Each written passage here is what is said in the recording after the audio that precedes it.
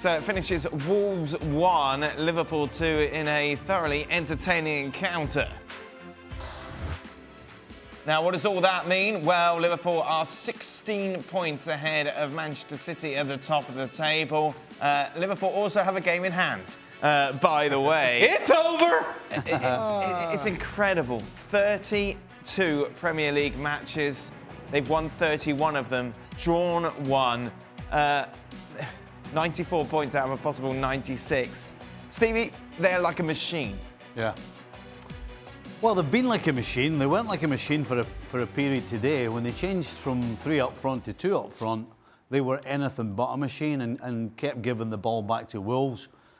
Listen, Wolves deserve something from this game. If they'd got a point, I would absolutely not have complained.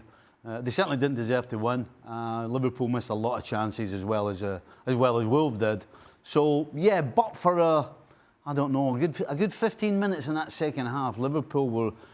Well, they were absolutely opposite of a well-oiled machine, shall I say. I feel like we've been here before with Liverpool in some matches this season where we've talked about, well, they're an old machine mentality, not at their best, get it done.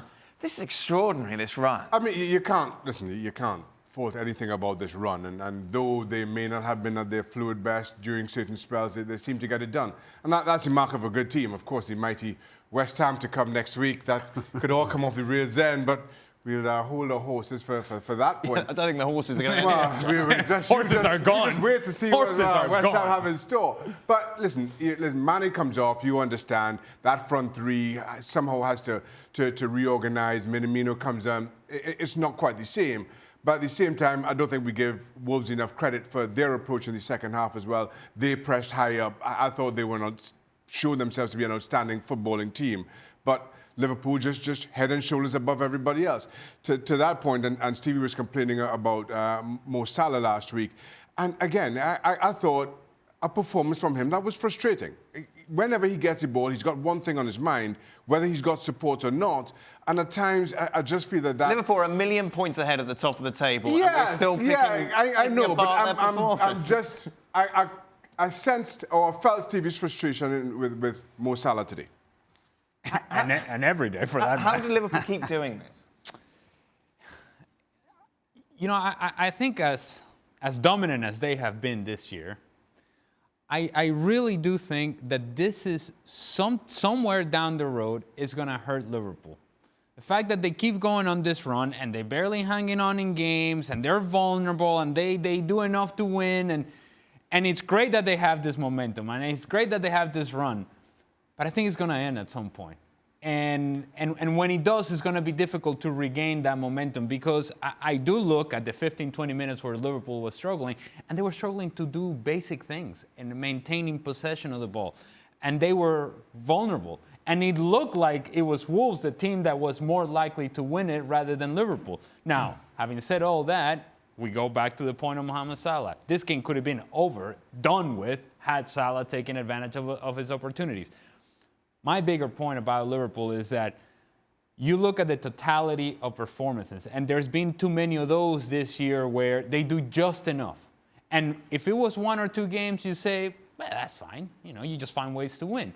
But when it becomes a trend, then you have to think about, okay, is this a way that they're going to win games throughout the year, or is there a reason to be concerned? Can I rewind a little bit here?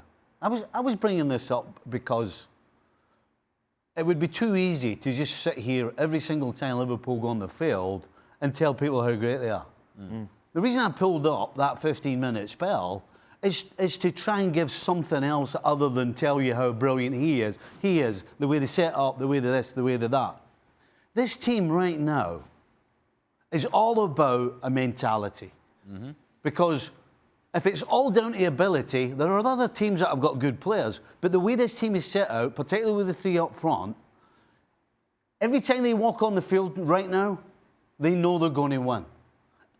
And who cares if you're not at your best? Mm-hmm. It's all about not losing now because of the invincible thing, but they think they're going to win every minute of every single game. So, again, let's not forget how great this side is. It is absolutely fantastic. And I think the only thing we can do is try and give other teams a little bit of a little bit of something to grab onto why they might actually beat this team. Like, you know you're in a good place when the most critical thing anybody can say about you is, well, for 15 minutes there. Aye. But there's no coincidence that their performance dropped when Mane went off. Yes. How much of a concern is that going forward, in that we saw Klopp try 2 or 3 different tactical formations to try and address it, and none of them particularly worked that well? Well, I think from Klopp's point of view, he'll be sitting number one going, well, you know what, we won the game. Yep. And I tried to play with 2 up front, and the setup didn't work at all. So you know what? I'm not going to do that again. I know they were playing against a good side, but if he knows that isn't going to work, then he has to be brave, because he's brave playing 3 up front anyway. He has to be brave and keep it at 3, because it completely knocks them out. You talked about an oiled machine. Well, when you go from 4-3-3 to 4-4-2, you're playing a different game. When you've got 3 up front, as Liverpool do, they don't even look and they don't even think twice. They get balls forward early. And you can do that with 3 up front. You can't do that with 2. And so they end up, Alexander-Arnold in particular, when he's playing balls forwards, ends up between 2 stools. He's not sure where to put it in behind. He's not used to trying to pick out somebody's feet particularly. So why did he bring on Minamino and not Origi? I don't know. Maybe he's trying to figure out, how's this guy going to help us? You know, this is a winning side. You can do that when you've got a team like this. This is the perfect scenario, or the perfect time of the year to be just, let me see what he can do. I know what Origi can do. Let me see what Minamino can do. And I guess he's not doing the front. He doesn't think he's in the front 3. Otherwise, he wouldn't have gone back to 2 up front. Here's the thing, as we said, we're not quite sure how bad Mane's injury is or how long he will be out for. But I'm just looking at Liverpool's upcoming fixtures. West Ham, Southampton, Norwich. You've got Atletico Madrid a couple of times in the Champions League. You've got West Ham again, Watford, Bournemouth. Before you play Everton, March 14th. Even without Mane. You think they can still win the league? Well, I think it's still possible, Shaka. Yeah, I mean, 2 games against West Ham. That'll be the deciders right there. Well, thank you very much for watching ESPN on YouTube. For more sports highlights and analysis, be sure to download the ESPN app. And for live streaming, premium content, and let's not forget as well, ESPN FC 7 days a week. Subscribe to ESPN Plus.